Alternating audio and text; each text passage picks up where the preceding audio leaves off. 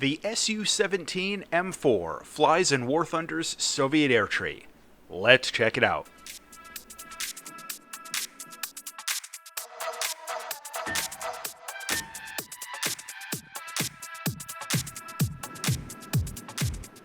The Su-17M4 was the final production version of the original Su-17 design, and the last aircraft produced, which can trace its lineage all the way back to the original Su-7 of the 1950s. Production started in 1981, and the M4 introduced significant upgrades to the plane's internal systems. Among the upgrades were a new laser designator, a new radar warning receiver, additional compatibility with TV-guided weapons and anti-radiation missiles, and a much more modern and accurate navigation system. The M4 upgrade gave the Su-17 compatibility with almost every air-to-ground weapon in the Soviet inventory, smaller than some of the larger cruise missiles, and it saw some export success as well. One notable difference was that the automatic adjustment mechanism for the air intake spike was removed to save weight and reduce complexity, at the cost of lowering the maximum speed slightly compared to the earlier models. The Su-17M4 flew for the Soviet Union and later the Russian Air Force until 1998. What we get in the game is a strike fighter in rank 7 of the Soviet air tree, with a battle rating of 11.0, representing the final evolution of the basic Su-17 design. The plane carries the SRD-5 radar rangefinder, which doesn't really do much for you in a jet like this, but it also has a full ballistics computer for all of its weapons, including the CCRP for the bombs if that's your thing. The plane also has a radar warning receiver and 256 countermeasure charges. The plane comes with the custom loadout editor enabled by default, and can carry a pretty healthy variety of bombs, gun pods, unguided rockets, air-to-air missiles, and air-to-ground guided weapons. An important note is that you cannot mix the TV and laser-guided weapons on the plane in the same loadout. It's one or the other, and all of your air-to-ground weapons need to have the same guidance type. For air-to-air weapons, the Su-17M4 gets the R-60M. This is a high-performance, all-aspect missile with 30 Gs of pull. The only caveats are to remember that the R-60 family are all very short-range, have small warheads, and they love to chase flares. For air-to-ground missiles, the first option is the KH-23M manually guided missile. By this point in the tech tree, you've probably used this before, and you won't be using it here for very long. Next is the S-25L. This is a laser-guided missile with a 20-kilogram warhead and fairly weak armor penetration. You'll probably stop using it as soon as upgrades are available, as its warhead is pretty weak.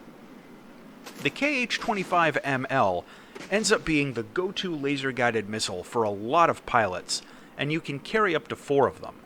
This is a good medium-range weapon with a huge warhead and good accuracy.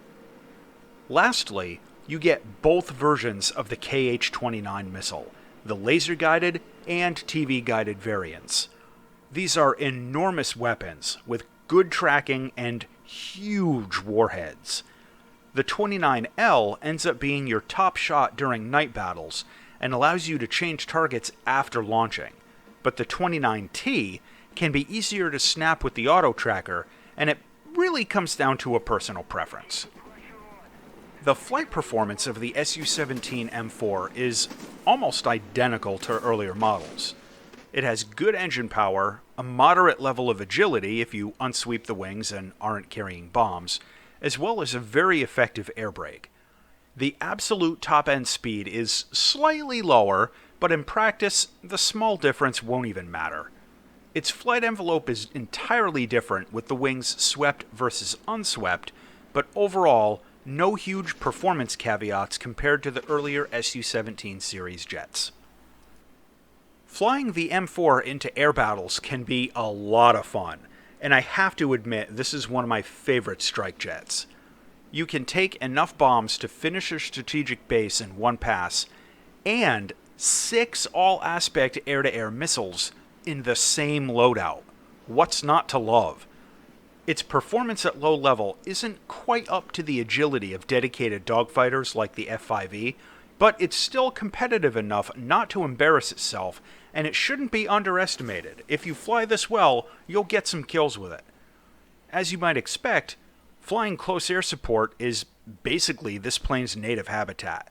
Its huge selection of precision-guided weapons, a ballistics computer, and its enormous supply of countermeasures make this jet a serious contender even at the top tiers. The laser targeting interface on the Su-17M4 doesn't have a very good optical zoom though, so my personal preference is the KH-29T most of the time. Visually, this plane looks pretty much like all the other cousins in the Su-17 family, and overall I've always really liked the look of the Su-7 and 17 series jets. I personally don't care for the paint jobs that are available with this one, but there are a few good ones that have cropped up on War Thunder Live, so check those out. Landing the M4 is incredibly simple, with no caveats compared to the earlier 17s. Unsweep the wings and use the air brake. Very good landing performance overall. The cockpit will look familiar, and it shares a general layout with the other jets in the family.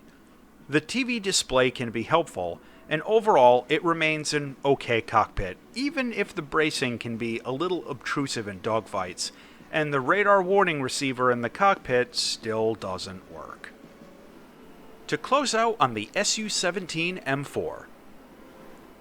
This jet has an amazing weapons system, with a full ballistics computer and a complement of precision air-to-ground missiles. It can carry 6 all-aspect infrared heat seekers, and it's overloaded with countermeasures. However, it doesn't have a regular radar system, the laser designator has a really weak optical zoom, and manually managing the wing sweep can be pretty cumbersome in combat. The final verdict on the Su-17M4 is that this jet is an absolute beast in close air support, and it can still be pretty useful in air battles.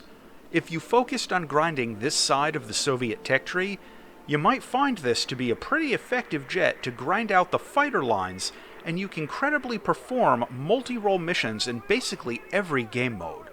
It's focused on ground attack, but it can still defend itself in air combat. As always, thanks for watching.